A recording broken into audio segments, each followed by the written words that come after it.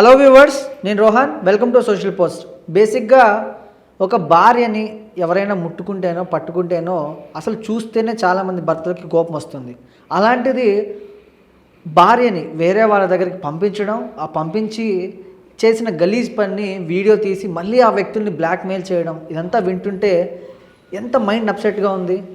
ఇలాంటి ఇన్సిడెంటే మన తెలంగాణలో జరిగింది. అసలు అది ఎక్కడ జరిగింది, ఎప్పుడు జరిగింది, ఆ చేసిన వ్యక్తులు ఎవరో, ఈ పూర్తి డీటెయిల్స్ మనం తెలుసుకుందాం. ఈరోజు మనతో పాటు ఉన్నారు దాసరి విజ్ఞాన్ గారు.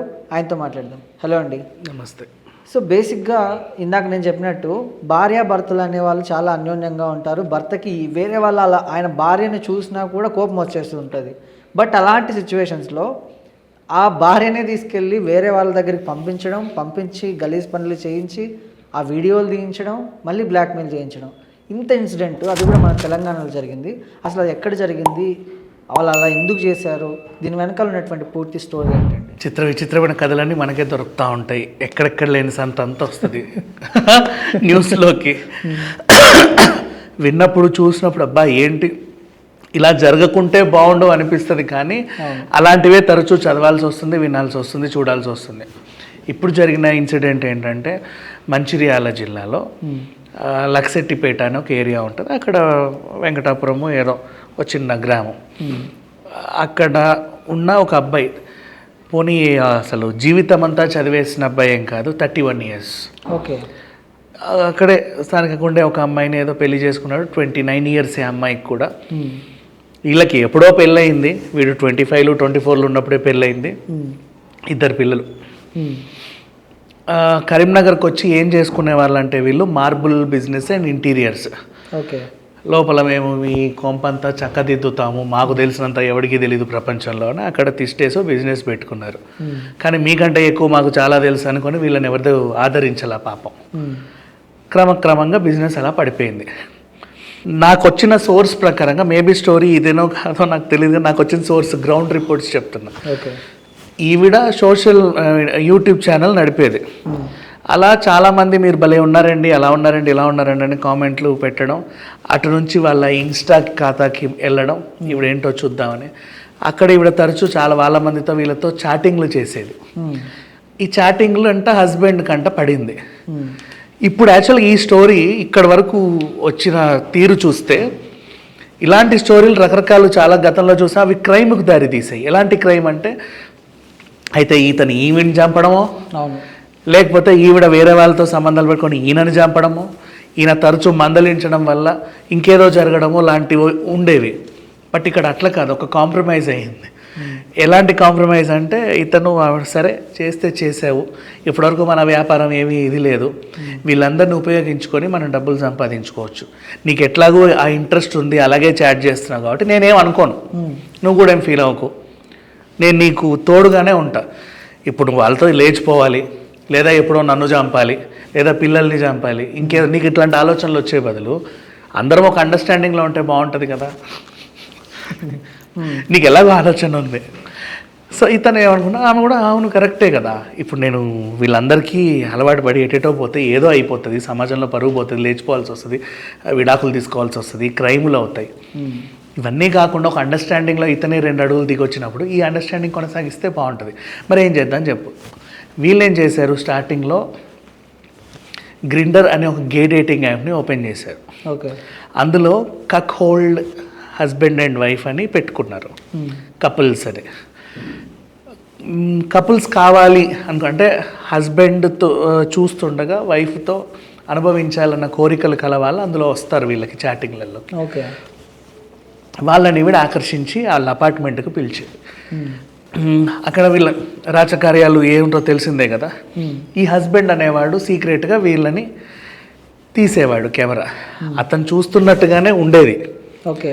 అవతలోడు వాడికి ఇదే కావాలి, కానీ ఆ చిన్న చిన్న సీక్రెట్ కెమెరాలు పెట్టేసి ఆ తతంగాన్ని అంతా ఫోన్లోనో అక్కడో ఇక్కడో రికార్డ్ చేసేవాడు. చేసిన తర్వాత బ్లాక్మెయిల్, అదేంటిది మా ఆవిడ్ని నువ్వు అత్యాచారం చేసినట్టుగా, నేను లేని టైంలో లోపరుచుకున్నట్టుగా, మత్తుమంది ఇచ్చి ఏదో చేసినట్టుగా నిన్నేదో చేస్తాము, ఆవిడ కనుక కేసు పెట్టి మేమందరం కోర్టుకు వెళ్తే నువ్వేమైపోతావో నీకే తెలుసుకో, మరి నీకేం కావాలి, నాకు ఇది కావాలి, మన దగ్గర ఎవిడెన్స్లు అన్నీ ఉన్నాయి, ఏం లేదు, వచ్చి రాగానే అదేంటిది ఇద్దరు కలిసి మంచినీళ్ళు తాగారు, అంతవరకు నాకు గుర్తుంది. నువ్వేదో కలిపావు దాంట్లో, అందుకే ఈవిడ అపస్మారక స్థితిలోకి వెళ్ళింది, నువ్వే నువ్వే నువ్వే నువ్వే నువ్వే. అలాగే యాక్ట్ చేసేవాళ్ళు కూడా, ఆవిడ కూడా కొంచెం ఓకే ఆ వీడియోలో వీళ్ళకి అనుకూలంగా ఉండేలాగా ముందే ప్రిపేర్ యాక్ట్ చేసేవాళ్ళు. ఇట్లా ఎంతమంది, కొన్ని వందల మంది 100+. ఎప్పటి నుంచో చేస్తున్నారు ఇలాగా. రోజు యాక్టివ్గా ఉండడం ఆన్లైన్లో, either Instagram or any gay dating app or any ఇంకేదో యాప్స్. వీళ్ళు అమౌంట్ కట్టి జాయిన్ అయ్యే యాప్స్ కొన్ని ఉంటాయి, ఇలాంటి డేటింగ్ పిచ్చి పిచ్చి యాప్లన్నీ. ఓకే అదే పనిగా వాళ్ళని అట్రాక్ట్ చేయడం, అపార్ట్మెంట్కి రప్పించడం. కొంతమందికి నేను సింగిల్గానే ఉంటాను, మా ఆయన నుంచి విడిపోయి ఒంటరిగా ఉంటున్నాను అని చెప్పడం. ఇంకొంతమందికి మా హస్బెండ్కి కూడా ఇష్టమే ఇలా చేయడం, ఆయనకు అలా చూడడం ఇష్టం అని చెప్పడం. ఈ టైప్ ఆఫ్ ఫ్యాంటసీని వాళ్ళకి అలవాటు చేసి వాళ్ళని గ్రాప్ చేసి ఇంటికి పిలిచేది. ఇట్లా కొన్నాళ్ళ పాటు వాళ్ళని వీళ్ళని మోసాలు చేసుకుంటూ ఇద్దరు లగ్జరీ ఫ్లాట్లు, కార్లు, అన్నీ కొనుక్కున్నారు అనమాట. అంటే కనీస అవసరాలకి సరిపడా హ్యాపీగా బతకగలిగే అన్నటువంటి మెయిన్ బిజినెస్ పక్కన పెట్టి ఇదే బిజినెస్ ఇంకా ఇది బాగుంది కదా. మరి మార్బుల్ ఎవడు మొయ్యాలి, ఎవడు ఇంటీరియర్కి వెళ్ళాలి, ఏమేమి శిల్పాలు చెక్కాలి, ఇది బాగుంది. ఈజీ మనీకి అలవాటు పడ్డారు, అలా కొనసాగుతూ ఉన్నారు. వయసు కూడా చిన్నదే, పెద్ద జీవితాన్ని జరిగిన పెద్ద ఏజ్ ఏం కాదు.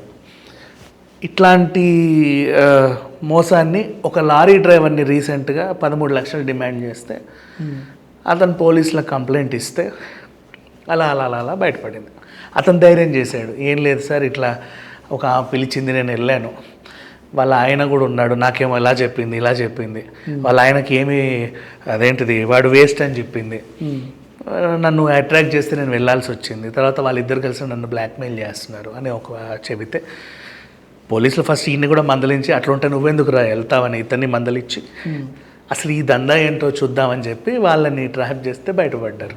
ఓకే, ఇది జరిగింది ఓవరాల్గా. బట్ సమాజంలో ఇలాంటి వాళ్ళు ఇంకా ఉన్నారు. కొన్ని ఎగ్జాంపుల్స్ చెప్తాను నీకు. ఇప్పుడు ఇక్కడ ఈ అమ్మాయి ట్రాప్ చేయగలిగింది, హస్బెండ్ సహకరించాడు. కొన్ని ప్రాంతాలు ఉంటాయి, ఇప్పుడు పబ్స్ ఉండే ప్రాంతాలలో హస్బెండ్ వైఫ్ ఇద్దరు కలిసి వెళ్తారు. ఈవిడ నా హస్బెండ్కి తెలియకుండా నిన్ను చూసి ఇష్టపడుతున్నట్టుగా నీకు హింట్స్ ఇస్తూ ఉంటుంది. ఓకే, హస్బెండ్ పక్కన ఉన్నట్టే వాడికి తెలుసు నువ్వేం వర్క్ చేయాలో, వీడికి తెలుసు. కానీ ఈవిడేం చేస్తుంది అంటే నవ్వుతూ ఉంటుంది. మీ హస్బెండ్ అంటే వేస్ట్ అలా మాట్లాడడం, ఆడేమో అబ్బా నాకెవరో దొరికారు అన్నట్టుగా పొంగిపోవడం, అట్రాక్ట్ చేసి రేపు మార్నింగ్ మా హస్బెండే ఉండడు, మార్నింగ్ ఇట్లా వెళ్ళిపోతాడు, జాబ్కి వెళ్ళిపోతాడు, నువ్వు అటు రావచ్చు ఇటు రావచ్చు, లేదా రాత్రే ఇంటికి రా, వీడు పడుకున్నాక పర్లేదు నేను నిన్ను పిలుస్తాను, లేదా నేను వాడిని కన్విన్స్ చేస్తాను హస్బెండ్ని ఏదో రకంగా. అట్లాంటి మాటలు మాట్లాడి వీళ్ళని పిలుచుకొని బ్లాక్మెయిల్ చేసేవాళ్ళు ఉన్నారు. పబ్స్లలో ఎక్కువ జరుగుతూ ఉంటాయి ఇలాంటివి. ఓకే, నెక్స్ట్ హస్బెండే లేకుండా హస్బెండ్ ఉన్నా కూడా ఇంకొకటి ఉంటుంది, పబ్ వాళ్ళతో వీళ్ళకంటే ఒక అండర్స్టాండింగ్ కూర్చోపెడతారు. ఇతను కూడా మా ఫ్రెండ్ అంటే పర్లేదు కూర్చో, అదేంటిది బిల్ నేను పే చేస్తాలేండి అని వాడు అంటాడు, వాడి చేత బిల్ కట్టించుకోవాలి. వీళ్ళిద్దరు కలిసి 3,500 4,000 వర్త్ షార్ట్స్ తాగుతూ ఉంటారు, బిల్లు 70,000 అవుతుంది. ఓకేనా, వాడు కడతాడు, రిచ్ ఫుడ్ అన్నీ ఆర్డర్ చేస్తారు. కానీ వీళ్ళు నిజంగా మందు తాగట్లా, మనుషులే తాగుతున్నారు. అటు వెళ్ళిన తర్వాత బార్ కౌంటర్, వీడు వెళ్ళిపోయిన తర్వాత కౌంటర్ దగ్గరికి వెళ్ళి వీళ్ళ కమిషన్ వీళ్ళు తీసుకొని మిగతాది అక్కడ పే చేయడం, నిన్ను తాగించడమే డ్యూటీ. ఇదొక బిజినెస్. ఇవి గోవాలో ఎక్కువ జరుగుతూ ఉంటాయి. ఒంటరిగా నిలబడి నేను చూసి ఈ అని పల్లిగిలిస్తుంది, అబ్బా అసలు వీళ్ళు అందరిలో నేనే అందగాడినేమో, నన్ను చూసే నవ్విందని చెప్పి వీడు వెళ్తాడు. వెళ్ళిన తర్వాత కూర్చోబెట్టి ఆమె తాగుద్ది, నువ్వు తాగుతావు. తను తాగేవన్నీ డిఫరెంట్ ఏవో చెప్పుద్ది, అందులో 7,000 8,000 నాకు ఇవే కావాలి అని. వీడు తాగిస్తూ ఉంటాడు, బిల్లు 1,00,000 అవుతుంది. నువ్వు వెళ్ళు, మీ హోటల్ ఎక్కడ, సరే నేను వచ్చేస్తా ఇవన్నీ సర్దుకొని అని చెప్పేసి వీడు వెళ్ళిపోతాడు. నెంబర్ కూడా ఇచ్చేస్తుంది హ్యాపీగా. ఓకే, బార్ కౌంటర్ దగ్గరికి వెళ్ళి 1,00,000 బిల్ అయింది కదా, 40,000 నీకు, 60,000 వాడికి బిల్ చేసినందుకు. ఓకే, ఈ అమ్మాయికి ఇస్తారు. ఇట్లా బతికే వాళ్ళు ఉన్నారు. సో బయట జరగని ఘోరాలు చాలానే జరుగుతున్నాయి. ఎప్పుడో మనకి తెలిస్తే తప్ప ఓహో ఇంత జరుగుతుందా అని తెలుస్తుంది, కానీ నేరాలు తరచూ జరుగుతున్నాయి. ఇప్పుడు ఇట్లాంటి వాళ్ళు ఇంకా చాలామంది ఉండొచ్చు ఇలాంటి యాప్స్లలో కానీ డిఫరెంట్ ఆన్లైన్ సైట్స్లలో కానీ. ఇప్పుడు వీళ్ళు ఒక మార్గాన్ని ఎంచుకున్నారంటే వీళ్ళలాంటి మార్గాన్ని ఎంచుకుని ఇంకా చాలామంది ఉన్నారు. ఇంకో దరిద్రమైన చండాలమైన ఇదేంటంటే డబ్బు కోసం చేస్తారో లేకపోతే సుఖం కోసం చేస్తారో లేకపోతే వెర్రెక్కి చేస్తారో తెలియదు కానీ వైఫ్ స్వాపింగ్ అంట. Wife swapping. ఓకే, నీ ఇంటికి వాళ్ళు వస్తారు కపుల్గా చుట్టాలకు, వాళ్ళ ఇంటికి వీళ్ళు వెళ్తారు చుట్టాలలాగా. కానీ అక్కడికి వెళ్ళిన తర్వాత జరిగేది వీళ్ళ హస్బెండ్తో ఆవిడ వెళ్ళదు, వాళ్ళ హస్బెండ్తో ఈవిడ వెళ్ళదు, మళ్ళీ తర్వాత వచ్చి ఆవిడ ఇళ్ళకి వాడు వెళ్ళడం. ఇది ఇప్పుడు క్రైమ్ లాగా ఇంకా ఏది బయటికి రాలేదు కాబట్టి తెలియదు కానీ ప్రజెంట్ అయితే ఇట్లా వెళ్ళే వాళ్ళు కూడా అదేంటి యాప్స్లలో. సో బోల్డ్ అంతమంది ఈ మధ్య కాలంలో ఇట్లాంటిది చెడలవాట్లకి బానిస అయిపోతున్నారు. పెళ్ళిళ్ళు చేసుకుంటున్నారు, పిల్లలు పుడుతున్నారు, తర్వాత ఈజీ మనీకి అట్రాక్ట్ అయిపోయి. మెయిన్ రీజన్ ఏంటండి ఇట్లా తయారవడానికి? మెయిన్ రీజన్ ఇప్పుడు వీళ్ళకంటే వీళ్ళ మోటివ్ డబ్బు, మరి ఇంకొంతమంది మోటివ్ ఇంకే ఉంటుందో మనం చెప్పలేము. సో బట్ ఏది కరెక్ట్ కాదు సమాజం. నీకు అంతగా కావాలంటే ఎవరు నచ్చుతారో వాళ్ళని పెళ్లి చేసుకో, వాళ్ళతో హ్యాపీగా ఉండు. ఈ రోజుల్లో అవి లేవు. పెళ్ళైనా కనీసం 2 సంవత్సరాలకో 3 సంవత్సరాలకో విడిపోతున్నారు. పిల్లలైనా సరే అట్లాగే ఉంది సమాజం కూడా.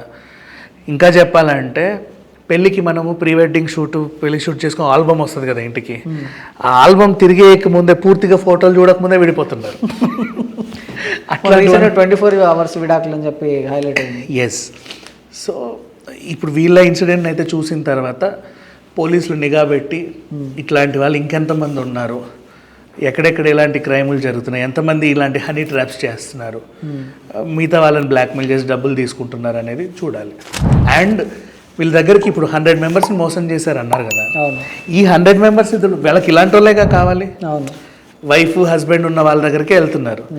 మీరు ఇలా ఇంకెంతమంది దగ్గరికి వెళ్ళొచ్చారు, వాళ్ళు ఏం చేస్తున్నారు, వాళ్ళు క్రైమ్ కోసమే చేస్తున్నారు, వాళ్ళు కూడా ఏమన్నా చేశారా, ఇవన్నీ కనుక్కుంటే ఇంకా బోల్డ్ అన్ని కేసులు బయటకు వస్తాయి. ఈ 100 మందిని బొక్కలో ఏమంటారు మొత్తానికి, ఎందుకు చేశారో ఏంటో తెలియదు, కౌన్సిలింగ్ ఇచ్చి వదిలి వచ్చింది తప్పు అని, మళ్ళీ చేస్తే జైల్లో వేయొచ్చు. కానీ అంత అదే పనిగా జైలు వేసి కఠిన కారాగార శిక్ష చేసేంత నేరాలు ఏం చేయాల.